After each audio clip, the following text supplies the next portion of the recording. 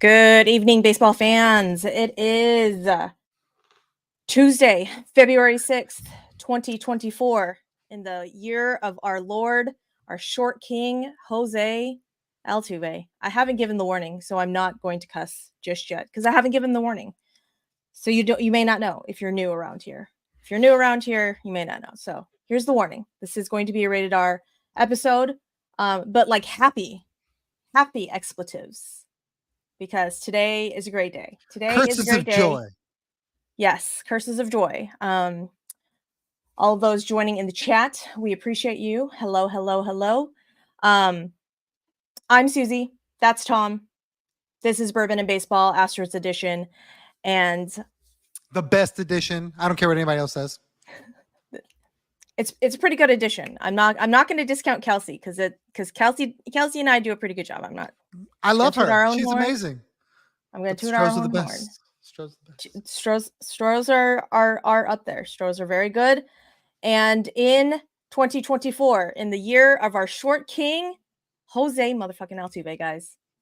Jim Crane's done it. Jim Crane has done it. 5 years, 125. Jose Altuve is going to be an Astro for life. Tom. I cried a little, not gonna lie. Cried just like one tiny tear came down, and I was very excited. And I was like, Jose Altuve is gonna be my second baseman for my entire life. For my entire life. At least my baseball life. At least my baseball life. Yeah. So for me, it wasn't tears of joy. It was a sigh of relief.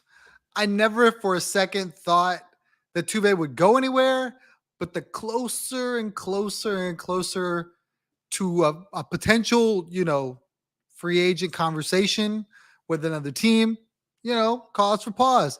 Really worried about why it took so long. We kind of felt like this was something that was going to happen maybe 6 months ago. You know what I mean? Just go ahead and get it done. Dana Brown came out early and said, hey, he wants Tuve and Bregman to be Astros for life. And then we didn't get Astros for life.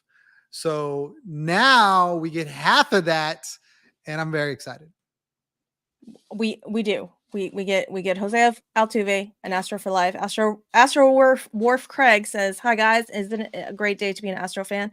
Absolutely, Craig. Absolutely. What were you guys doing when chat? What were you guys doing when the announcement came down? Because I literally only have notifications on Twitter for the Houston Astros. Like, I don't have notifications on for anything else, just the Astros. So I clicked on it, and all it said was Astros for life with a picture of Jose Altuve and nothing else. Like, no context to all. I need more. I need some more information here. What's happening? So there was like some screaming, and my children were like, "What's going on? What's happening?"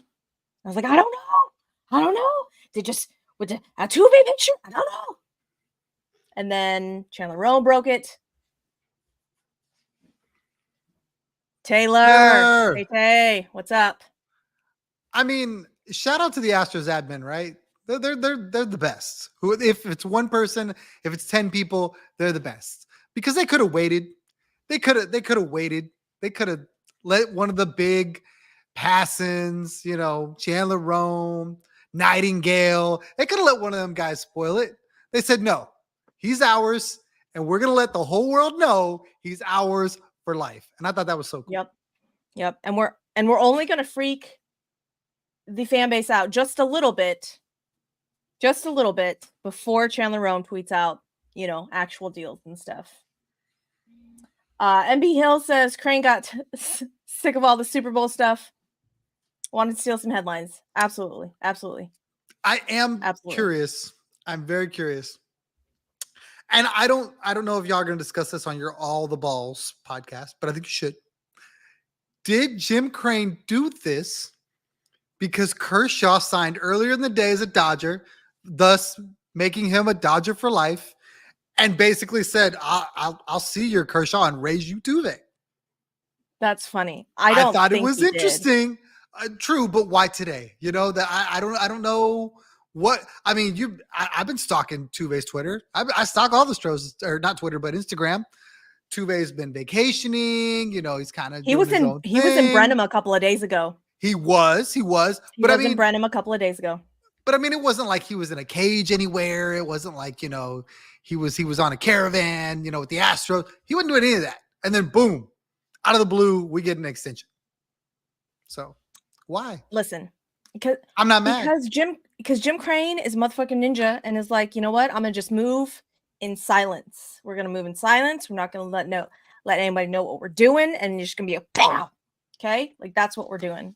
I think I talk about Alex Anthopoulos' murder board and like his crazy string theory.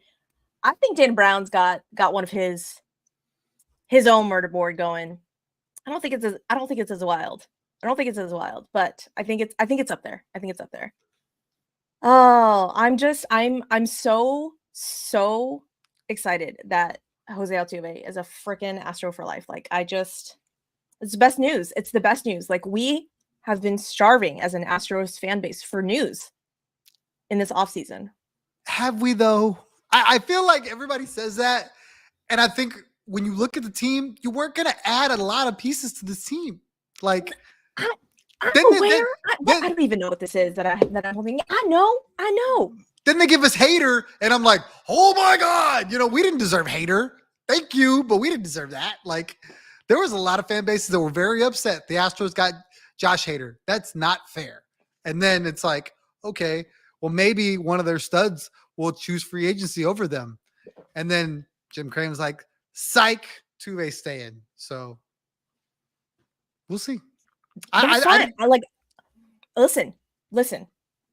We all kind of in the back of our heads kind of knew Altuve like is going to be an Astro for life. And then Bregman goes and deletes all his Breggy bomb shit and replaces it with Wild Soul. And then in his little like press video says, "Hi, I'm Alex Bregman. You may know me from playing Major League Baseball." Motherfucker, no. Suzy's not letting that go. I do not know you from playing Major League Baseball. Absolutely not. I know you from the Houston motherfucking Astros. And at every point in time, he has repped Houston Astros. And then like all of a sudden he's not. I'm all cool. So I'm like, I'm preparing my heart.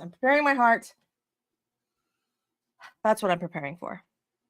Do you think his rebrand of his salsa and all these things coincided with his impending free agency to not be tied to the Astros with the Breggy bomb brand?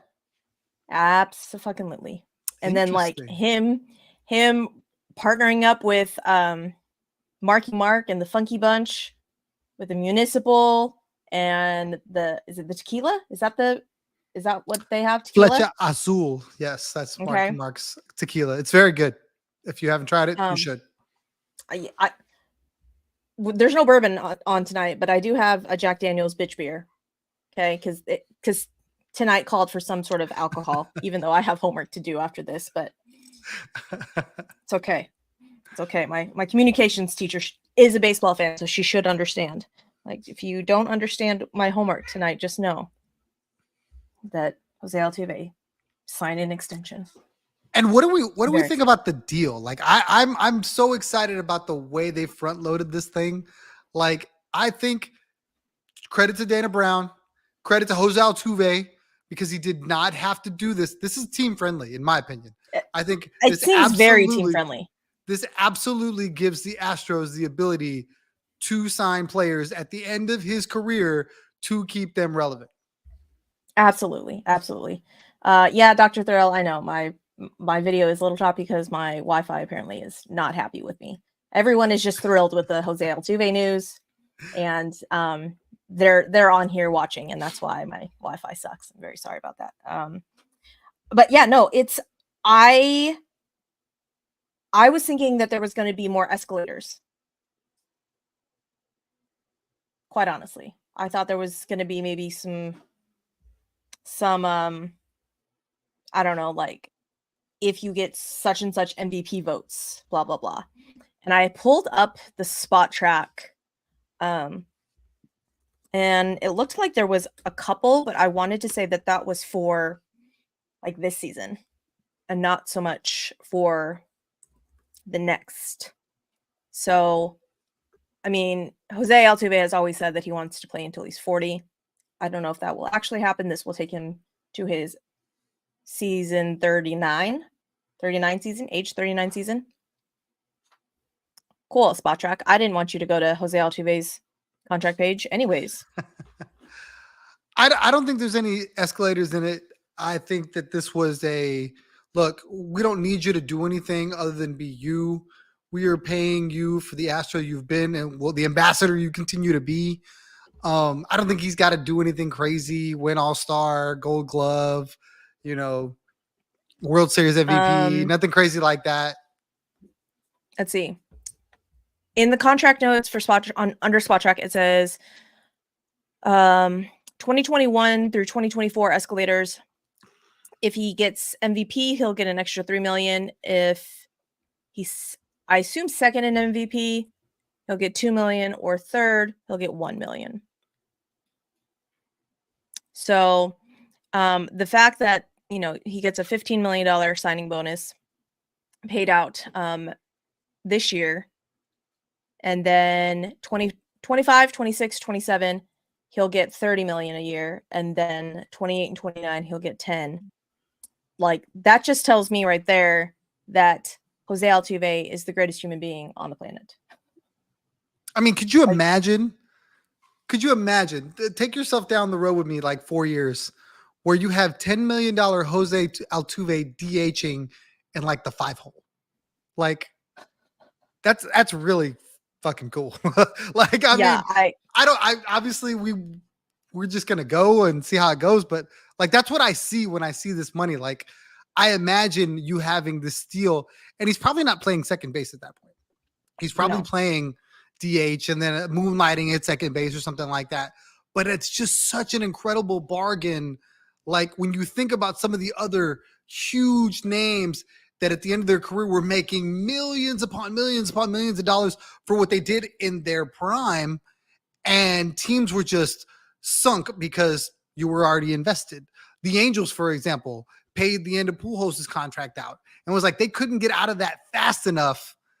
And the Astros are going to be like, nah, man, we're good. Tuve's cheap. Right? Like, we're gonna take him. So, Dr. Thrill, what is the Astros budget looking like right now? Right now, for the 2024 payroll, as Spot Track pulls that up, it says my computer's being dumb. The active payroll is $236,303,120. Active, where's the retained? Oh, the retained. Okay, so there's $1 million salary retained. I assume that's for Greinke. Sounds right. Negatory retained salary, that is for Hector Neris. Hey, did you know who still paying? Oh, don't tell me. Zach Greinke. Don't tell me. We're still I thought you were going to say Mike Myers or something like that. I believe it. No, we're still paying Zach Greinke $12.5 million. Like, you want to know why Zach Greinke has not, actively gone after a contract? He doesn't even need a fucking bitch. He's like, cool, that's all right. But yeah, so projected total payroll,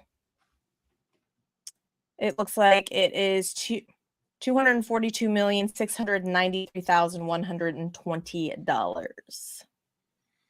So for all the people that say Jim Crane doesn't spend any money, shut the fuck up. Mm-hmm. Yeah. Because I mean, he's a top 5 spending owner in baseball, top 10, top 6, something like that. It just doesn't make any sense to me. As far as MLB payroll goes, I want to say that I think we're in the top 5. Mm-hmm. Let me click on that. And came out and said today that as long as he's here, the window will never be closed, which means he has no intentions of not spending money. You can't say that and then not go out and put a premium product on the field. 3. We're third. Behind the New York teams. New York Yankees, New York Mets, Houston Astros. Phillies are kind of, they got about a $12 million gap between us and the Phillies, and then the Braves, and then the Rangers. So yeah, all of the people saying that Jim Crane is cheap, that just tells me you don't know fucking ball. That means get your merch up, get all the Crawford Bach you can while you're in the stadium. You are paying to put this team on the field.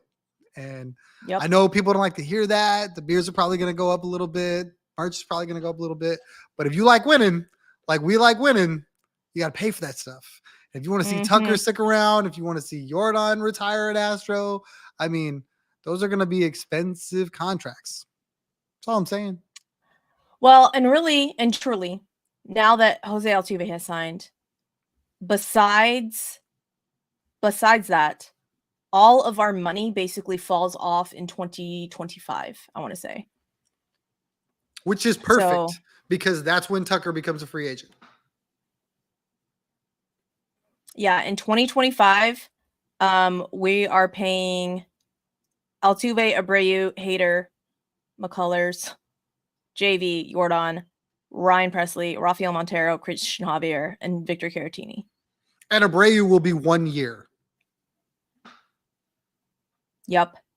So unless you were talking about Brian, but I think you were talking about Jose. No, Jose, yeah. Well, and then come 2026, there will be no money on the books, and then but my question is though, then how are we, even though we don't have a ranked farm system, we all know how well our player development develops our players. So I'm not overly worried about that. However, what happens there? How do we maintain this open window and try and supplement without trading anybody? So I would imagine you keep wearing out the international market and you find the next, Christian Javier, you find the next Jose Urquidy, you find the next Brian Abreu. You look at a lot of the position players, they're kind of young. Obviously Altuve won't be, Bregman won't be, but everyone else really, really young. Yainer Diaz, baby. Jeremy Pena, baby. Kyle Tucker, baby-ish. Abreu is he's up there. He's on his way out. But you go get a first baseman, and then you keep the party moving with a lot of these babies. The rotation, Hunter Brown, baby. JP France, baby. There are some pieces. If you stay with CJ, if you stay with Framber, they're not incredibly old. So yes, young talent's exciting. It's sexy. Everybody wants the next, Bobby Witt Jr. However, those are generational. So if you find good pieces to go around your great pieces, then you got something. Patrick in the chat agrees with you. Not this one. Answer on how supplement is going over the CBT along with the international market, Tom is saying. So, Patrick, before you said this though, Astro second baseman Joe Morgan, Craig Biggio, Jose Altuve. With Altuve, inevitable Hall of Fame, but don't sleep on Astros Hall of Fame. Bill Doran, best defensive second baseman of them all. That was before Baseball Suzy. I recognize the name, but I am not familiar with the stats. So, Astro Wolf Craig says, don't forget Nellie Fox. That is most definitely before Baseball Suzy, and I don't have a clue who that is. So I'm very sorry about that. These are all great names. These are all icons as far as Astros history go. I just think when you sit down at the end of it all, Tuve is going to have numbers that none of these guys are going to be anywhere near. And while, yes, you got better defensive guys, you got guys with more pop, he's just going to be this consistent presence that's going to have a resume that's going to be hard to beat. He's going to be in the middle of the Mount Rushmore for probably Houston sports and Astros baseball, in my opinion.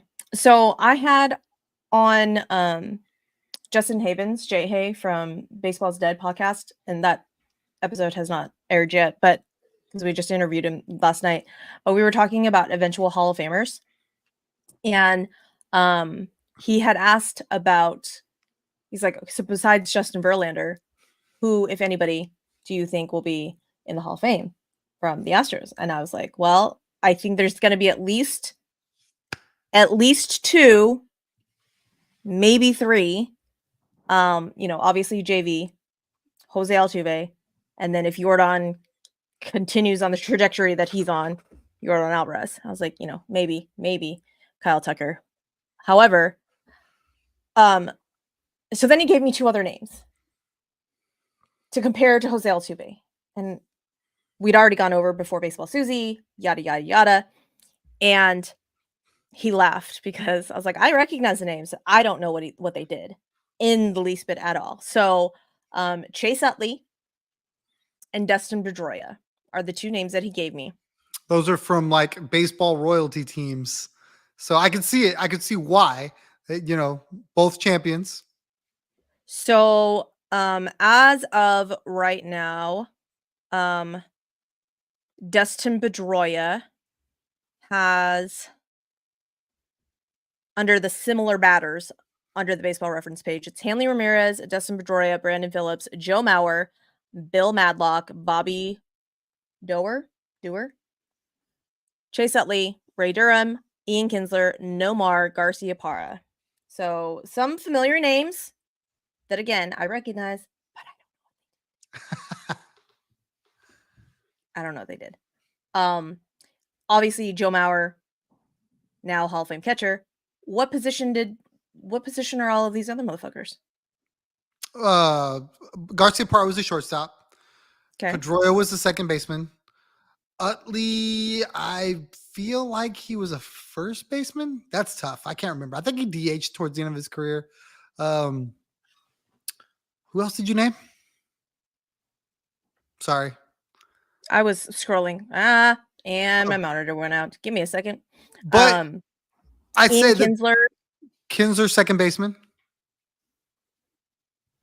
Hanley, Dustin Pedroia, Joe Mauer, Brandon Phillips. Hanley Ramirez, I think, played a corner outfield.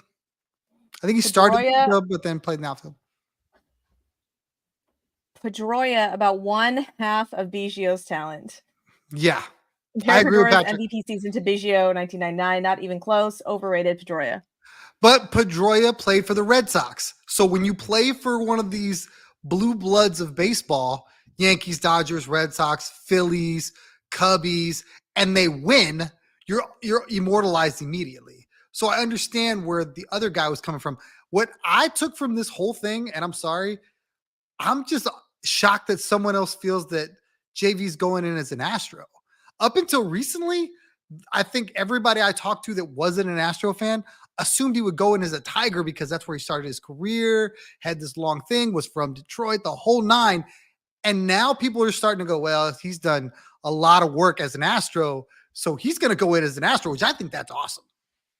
Basically, the conversation turned to, basically, if we win another World Series while JV is here, that hat is going to be an Astro hat. And I'm all, it's not going to be an Astro hat regardless. And so it was half and half. He was like, I'm all, because he was dominant. He was absolutely filthy and dominant and won MVPs and Cy Youngs as a Tiger. So I could something see beeped at me. I don't know what. Anyway, sorry, go on. I could see where up until recently, up until the second ring, I could see him going as a Tiger. Now you look at all the damage he's done as an Astro, his numbers are gaudy as an Astro. So, and he's going to finish his career as an Astro. I think it's going to be hard for you to argue that he shouldn't go in as an Astro. Yeah, I can't wait until that Hall of Fame voting. You don't need to be involved in Hall of Fame voting. It's going to be like, you think Twitter is unbearable now? Twitter is going to be just off the frickin' yeah, it's going to be ridiculous. The vote that's going to be ugly is the Altuve vote because he should be a first ballot He's not unanimous. going to be a first ballot Hall of He's Famer. not. He's not going Well, to. Like he should be, but he's or not. if he is first ballot, he's going to sneak in and it's going to be like that number, that 76% or something dumb that's going to frustrate so many Astros fans because it shouldn't even be a question. Is Lance McCullers coming back this year? I think he asked that question for you, Suzy. I don't think he asked that for me. Listen, if we can put some sort of protective barrier around Lance McCullers' elbow and I don't know, maybe make him realize that throwing is more important than a coffee shop. I don't know. Maybe. But at that point in time, if he comes back, like what are we have 43 starting pitchers as it is. Mm-hmm. So when Lance comes back, who gets shoved to the bullpen? It's going to be a great debate. If they succeed with all of those starters and they mix and match in the bullpen and they win the division and Joe Espada doesn't win manager of the year, I might riot because that's going to be a hell of a managerial job because there are going to be some egos. He's going to have to massage some older guys, some young guys. He's going to have to move around. And I think that's just going to take an unbelievable skill. Go Astros 1-2-3. Pedroia says Pedroia is better than Biggio. I don't have. Like I said, I don't know any of this. Don't know what you're using for that other than World Series. I mean, Pedroia's numbers. I mean, maybe average, but I mean, he's nowhere near 3,000 hits. Did he play all over the diamond? Biggio literally played all over the diamond. So every time a new player came in that was better, that was going to be a better defensive fit, he just moved. He started as catcher. He played second. Then he played in the outfield. Pedroia didn't do any of those things. I mean, I would argue that if Biggio played for the Red Sox when Pedroia did, and Pedroia played for the Astros when Biggio did, you wouldn't even know his name. That's just when I learned that Biggio started as a catcher, my mind was blown. I was like, I'm sorry, what now? What did you just say to me? What? I was a little shocked. Let's see. He also says Lance McCullers could probably thrive as a relief pitcher, like Smoltz did as a closer. And this I agree with. I totally think that we can move Lance into the pen, and that would be a superb reliever. But 17 mil for a reliever is a little hard to swallow. That's what she said. However, if that's where he's going to thrive, and I don't know, that's where we can actually use him, why don't we do it? But that's. I think Patrick, what are we wrong about? What are we wrong about? I don't know. It's probably the Biggio Pedroia thing. No, that wasn't him. That was somebody else. Yeah, I just think the 17 million is a lot for a middle inning reliever.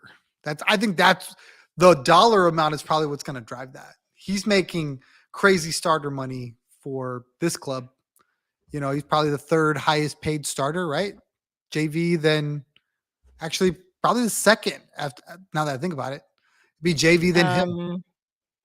I will tell you once my monitor stops freaking the fuck out. Dr. Thrill says he's talked to Lance a couple of years ago about being a closer. He hated the idea. That's fine. He can hate the idea all the fuck he wants. However, if it's going to keep him on the motherfucking field, why aren't we doing it? I don't think he should close. I think you've got two closers. I think he's maybe a setup guy. Jordan, he is getting paid less than Josh Hader. There you go. So yeah, the third highest paid pitcher on the team. So yeah, I think he should start. I don't know if you want to mess with his head too much. I think you could move Hunter. I think you could move JP. They're still young enough. They're not going to look at it as a demotion. They're going to look at it as a chance to refine their stuff. They're always going to be starters, that kind of deal. Maybe Urquidy goes to the pen too. I still say we package Urquidy and Jake Myers and we get some sort of something for them. I'm just, Unfortunately, don't ask me what. I don't know. I don't know, Tom. We've already had this discussion. Okay. I don't know what we can unfortunately, get for him. unfortunately, if they were gonna package someone, it's probably a dude that just You got better married. shut your mouth. You better just you better shut your fucking mouth right He's got now. more value. I don't care. No, he's got the best value as an Astro. Although I am still very weary on why the fuck no one showed up to his wedding. Did he not invite anybody It's to his wedding? it's really weird. It's really weird. I I don't know. mean, maybe they were busy. Oh, and for Astros 1, 2, 3 WAR, if you believe in WAR, because some people do, it's the ultimate metric. Craig Biggio 65.2, Dustin Pedroia 52.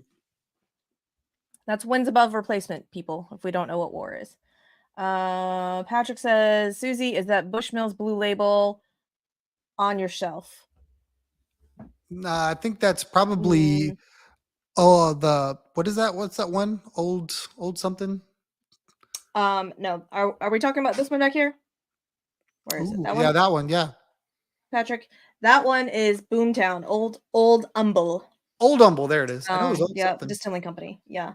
Um, Mike just got me this one though. Sorry, I'm not even just talking into the mic. Mike just got me this one though. Um, Is that Blanton's? Ooh. Oh, this that's a one is baseball. Cooperstown Distillery. I Nice. think Mike's got it's good taste. Mike. Let's see. Double. It's somebody's. It's actually somebody's. It's actually somebody's. That made no fucking sense. It's a baseball player that apparently owns this, and I don't remember who he said. But apparently they said it wasn't very good, but it just looked cool in a baseball. And I was like, "Oh, good." See, I hate that. That's why I'm really No. big into a lot of the movie stars that are making all these spirits because they put their name on it and they all taste good because I think they have to drink their own stuff. That's what she said. Um yeah, yeah. But somebody else just came out with a bourbon, but it wasn't like straight up bourbon. They said that it was like good for a mix. Oh. He just came out on Twitter and he had a bottle or they were at a whatchamacallit in Dallas. In I feel Dallas. like yeah, I feel like it was an ex Astro, but I don't think it is. So now I don't remember. Anyways,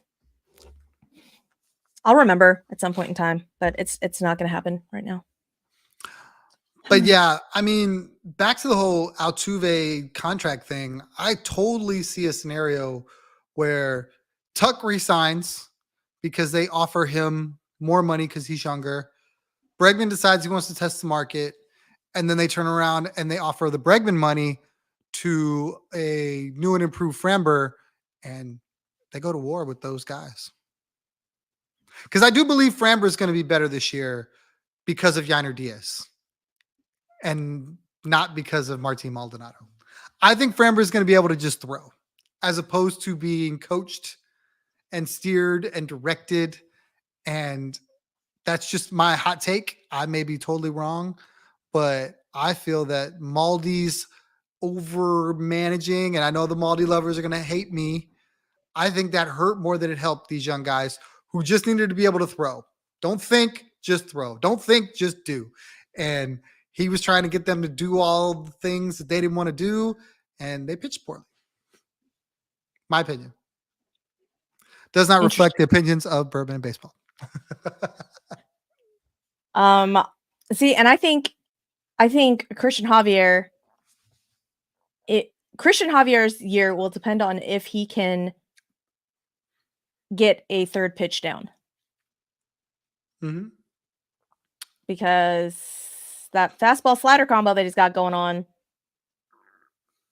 if the book is out on how to practice for Christian Javier's fastball, he's fucked because he's only got that slider, and then they're going to sit on that slider.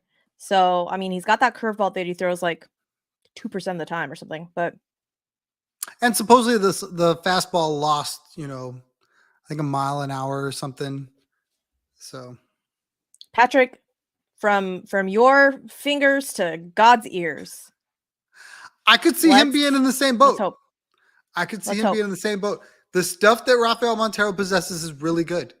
It's just being able to throw strikes. He gets behind in counts, and then he gets into a hitter's count and throws a belt high fastball, or as Suzy would say, a dick high fastball, and they beat it up. Can't throw it there. Can't throw it there. Not a good place to throw. Not a good place to throw it. What happened? What happened to King Tuck at the end of the postseason beyond batter slump? I think he was tired. Well, I think he was just tired. Like, I mean, he, as much as I hate to say it, like he played in the World Baseball Classic. Like he played 149, I think. Like he played literally the entire season. I think he just ran out of steam. if you think about the last 2 years of Kyle Tucker, they went to the World Series, so they played into what was it? The end November. of November or whatever. And Mhm. then he had 60 days off, and then the World Baseball Classic came, and then he had a week off, and then the season started, and then he played 149, and then the postseason started. That's a lot of baseball. Like that's a lot. There are people with normal 8-hour jobs that don't make it to work that much. Yeah. Imagine, Patrick says, imagine good Montero, Abreu, Press, and Hader. Oh, baby. Oh, yeah. No, absolutely. And if Forrest Whitley is I'm not even gonna mention You did Forrest it. Whitley. You did it. You did it all I'm your not. own. I'm not. Nope. Damn it. Stupid videos of Forrest Whitley. No, but really though, like if Forrest Whitley does what he has shown to do in these videos, if he can stay healthy, that's gonna be filthy. If Dylan Coleman can do what he has been doing in the pen, gonna be freaking awesome. Bennett Souza in the offseason has been working, Ronel Blanco, like the bullpen is gonna be filthy if all of the guys can perform at the level at which we know that they can do. So last year injuries kind of like decimated the rotation, right? You had all these guys coming out of the woodwork throwing. And what that did for this team, now they've got depth upon depth upon depth. We're not even talking about Luis Garcia. We're not even talking about Luis Garcia, who was arguably top 2-3 pitcher Mhm. at one point. Mhm. So it's going to be really interesting to see what the Astros do with some of this, depth that they have, whether it be starters or rotation rotation bullpen, because you can't carry them all. And I'm starting to wonder who's got options, who doesn't, because I mean, you can Well, only carry 26.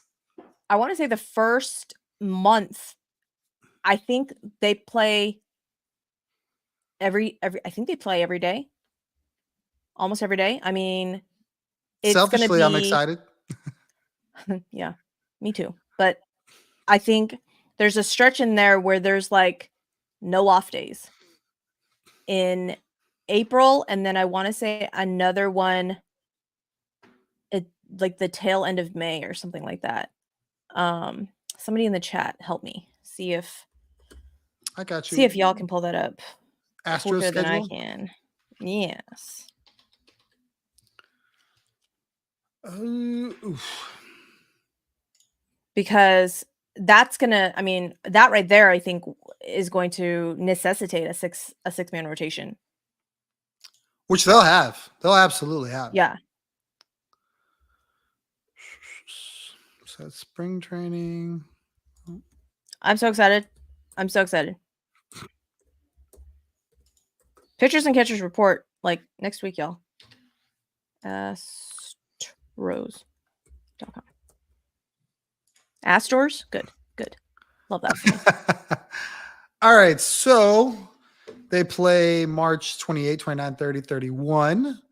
They play April 1, 2, 3. So they play the first 6 days straight. Then they get a day off.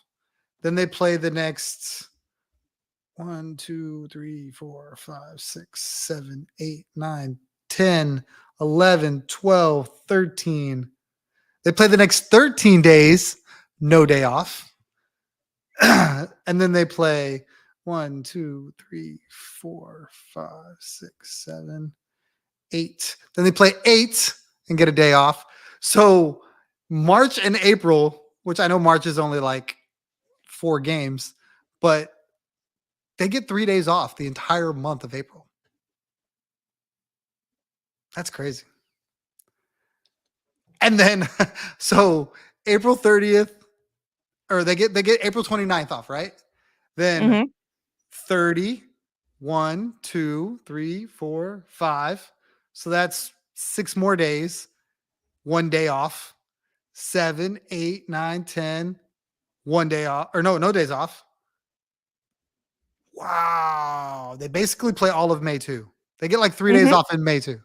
So all Yeah. that depth, all that noise we're talking about trading depth or whatever, we're dumb. I'm dumb. We Yeah. gotta They need squash it because all of those guys.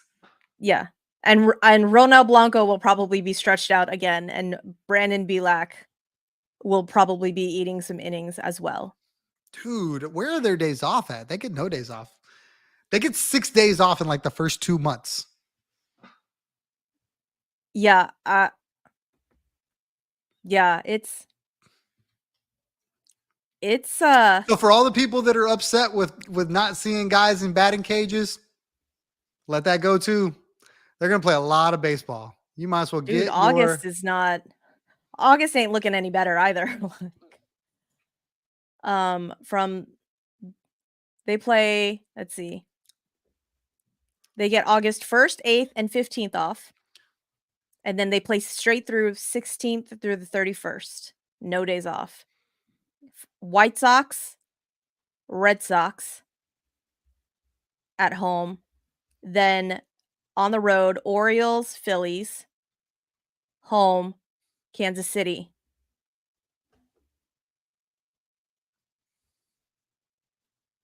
That's so weird. Why are you going to have a day off in the middle of a freaking series? Tuesday, September 3rd. So Tuesday, September 2nd, they play a day game in Cincinnati, day off, and then Wednesday and Thursday in Cincinnati. Why do you have a day off in the middle of a series? I wonder if that's like a makeup like rain day or something, like for various other things. The one thing I'll say though, which I think that's kind of built into the schedule too, they don't travel very far. So opening day is here, obviously against the Yankees. Then they get the Blue Jays here. Then they go to Arlington, which is 30 minutes on a plane or whatever, for 4. Then they go to Kansas City, which is another 30 minutes on a plane for 4. Then they come home and they play the Rangers and the Braves. So it's April 19th before they really go anywhere. Then they go to Washington. Then they go to the Cubs, then to the Rockies. So I take that back. The series against the Rockies, April 27, 28, is in Mexico City. So Better hope Fromber's pitching. why? Ground ball. In Mexico City? High altitude. Oh, Yeah. that's right. Is that Azteca? Yeah, maybe. Mm-hmm. So if Christian Javier and JV are pitching, bombs away, baby, bombs away. Let's go. So yeah. All right. Well, chat. Anything else you guys would like to chat about? Thank y'all so much for coming to hang out with us. LMJ and Garcia back. What? August, we will see LMJ and Garcia back. Yep. Patrick, I'm with you. I totally agree. And I think that's perfect. That is the trade deadline pickups that you want because everybody loves pitching. Never can have too much pitching. You look at the rest of barring any injuries, the 9 in the field are pretty much set. So you're not looking to go add a bat, I wouldn't think. So yeah, pitching will be premium right there. There'll be a lot of teams that Okay. are looking for pitching. I forgot Maybe you we see we the need to talk about this Astros though. trade pitching at the trade deadline because those guys are coming back That's true. for young AAA prospects numbered, 8, 9, 10 or something like that. Side note, Mauricio Dubon won his arbitration case, so he will be getting paid $3.5 million this season. It's incredibly expensive to have on the bench. How many at-bats does he get this season? 400.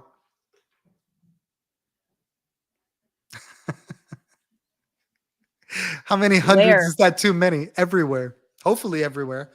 If Joe Espada is smart, and I think he is, I think the right thing to do is to give everybody as much time off as you can throughout the season, just not all together. Dusty, for all of his genius, for whatever people say was genius, I don't know. He gave everybody off the same time. He just mailed in games sometimes. And that shit drove me bananas. Drove Suzy bananas. Like there was a lineup I will never forget because I think we called the game on the PSF app where it was like Greg Kissinger and John Singleton and Cesar Salazar and a bunch of guys that should have been playing in Sugarland. They're all wearing Astros uniforms and nobody played except for Tuck and Bragg. And it's just like, gave them no help. Gave them no chance. And the starter was like Belak that day or something like that. So I think you give Pena time off. You give Tuve time off. You give Myers time off. You give Tucker time off. Myers needs to go. I'll have all the time off. Okay, that's what Myers needs to do. You're the same person that said they, if given the chance, he could be very good. I want him to get the chance somewhere else. Okay, I want Chaz in center field. Let Chaz cook. He's gonna cook 90 feet in to left the field. left. Yep.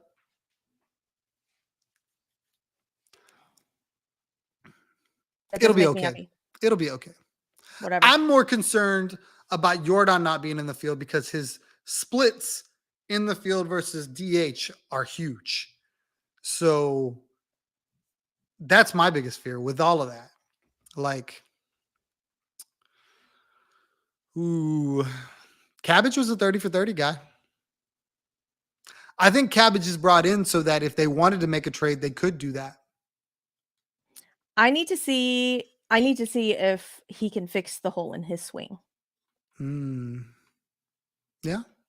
I need to see that. But But according to Joe Spada, like he's like 3 tweaks away. So and you know what? You know what really helps a guy like him? Batting in between Tucker and Jordan, or in between, like Geiner and Tucker, something like that, where he's getting really good pitching to hit because you can't put him on because you got those guys in front behind him. Yeah. And he's fast. I want to know if he's faster than Jake Myers. Because isn't Jake Myers our fastest guy? Maybe. I think they said Jake Myers was our fastest guy. So is Myers permanent 3 tweaks away. I like Patrick. Patrick, I don't know who you are, but I like you. That's funny. Yeah. Listen, again, I think I want pre-2021 Jake back. I want pre-hurt arm shoulder Jake back. And I think most of his problem now is not physical. I think it's mental. And I think the ghosts of the injury and expectations are here on this team. And I don't think at any point in time they've been exercised for him. And I feel bad for him because we didn't get to see how he could perform because of the fucking outfield carousel that we had. And I think with all of this undue pressure on him now, I don't know if it's going to get any better. Hence why I wanted him to go somewhere else with a clean slate, no expectations, And I think that would take like 1,000,000 pounds of weight off of him. But I don't know. He has dad energy now, so who the fuck knows? I think what they're trying to do is they're trying to give him exactly what you're saying with center field with the Astros. And while I know you hate that, if you want the potential, you still want to get the potential, you have to be willing to sacrifice a spot in the outfield to do it. And I also think if you were gonna fatten him up to trade, you need to show that he can get past the mental demons, and there's no other way you're gonna do that but put him in center field and let him cook. Listen, rational Suzy understands this and is saying, Tom, you make some great points. Irrational Suzy, however, doesn't like any of that and wants Chaz to cook. Okay. So You need like the red light on, like behind you, where you like pull the string and it's like, this Susie says, let Chaz cook. And then you pull the string and then it's like, but I understand what you're saying. And you're probably right. And he would look really good. oh, at no point am I going to say you're right. I understand what you're saying. Well, However, I tried, fellas. We're not gonna get a win. what does our farm system look like? It's bare. I'll be very honest. What's that kid? Jacob Melton. I think he's it. Mm-hmm. And Arrighetti. So Spencer Arrighetti, Loperfido too. Loperfido has some heat on him as well. But as far as what the leagues and other teams think about our farm system, we are one above the A's, which says something because the A's have actually gotten some pretty high draft picks. So, however, our development teams are all very good. I listened to a podcast that an interview that Ty Buttrey did. Do you remember Ty Buttrey? Mm-hmm. And he was saying that the difference in organizations between all the organizations that he's been in was night and day, and that as soon as he came into the Astros org, there was this expectation of winning, and it was they expected everybody to do this a certain way, and that was it. And that expectation of winning had him and he admitted it in the interview that like he wasn't in the correct mental space to really kind of embrace it all. However, he could kind of see, like looking in from the outside, that this is why the Astros organization is as not powerful, what's the other word I'm looking for? Successful, there we go. As we are, because of how well oiled the machine is and how well they expect everybody to kind of like get in line and like work. So it's, The thing that I think the Yes. most about our farm system, which underrates it to a degree, is that you see the Astros a lot go out and draft guys that are ready, guys that have been 4 years in college, stuff like that.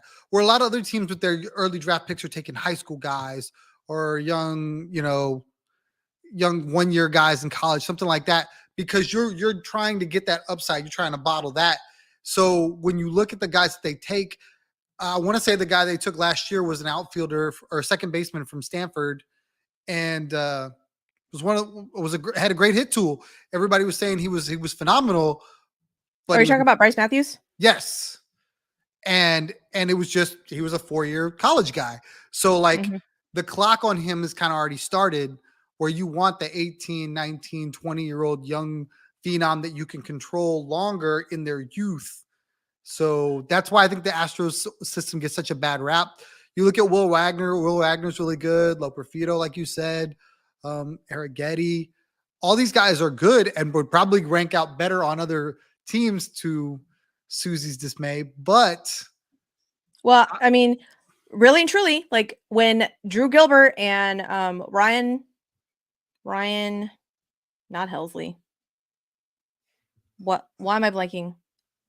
Ryan, the other one that went to the Mets. Chat, help me out.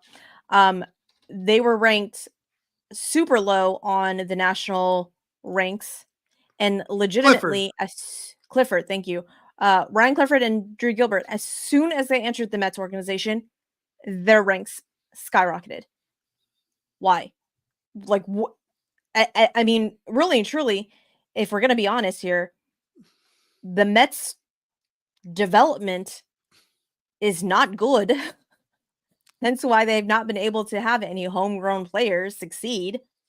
So, really, they should be like lower because, well, no, I guess it does make sense because since they came from our system and they were so good that they would have just been, but nationally they were ranked higher, and all they did was change organizations from the Astros to the Mets. Like overnight, their quote unquote stock shot up, and I'm all, we're not going to talk about this. We're not going to talk about it. No, cool. Love that for us. Fun fact: SNY, New York, I guess website, whatever, has their the Mets top 30 prospects. So of those top 30, Gilbert and Clifford are 2 and 4, and the guy that's sandwiched in between them, Ronald Acuna's little brother, who's supposedly like otherworldly. So they think incredibly high of the two guys they got for Justin Verlander to make them in their top 5. And I mean, they were and horrible before. apparently Melton's name was floated in that trade, and Dana Brown said absolutely not. We're not giving up Melton. So thank you. Yeah, I'm like, oh, all right then. But all right, so we're gonna wrap it up, guys. Again, thank you so much for hanging out with us tonight. We really, really, really appreciate it.